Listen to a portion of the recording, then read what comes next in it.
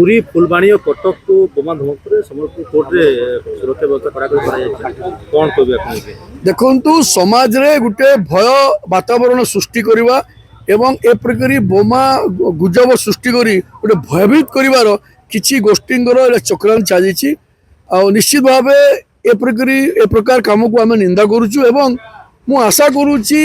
Investigation agency मूल पर्यंत पहुँचब कौ मैंने गुजब सृष्टि कर मेल दौरान एवं तांकु धरी तांको विरुद्ध में दृढ़ कार्यानुष्ठान नवार निहाती जरूरी। फुलबाणी पुरी को जनवरी 8 तारिख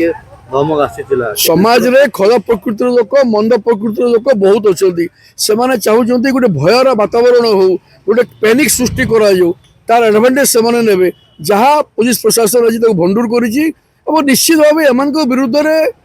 पूरा तर्जमा कराई कार्यानुष्ठान होगा निहाती जरूरी एवं ता संगे संगे प्रत्येक व्यक्ति प्रत्येक अनुष्ठान को सतर्कता सहित अवलम्बन कर आवश्यकता रही।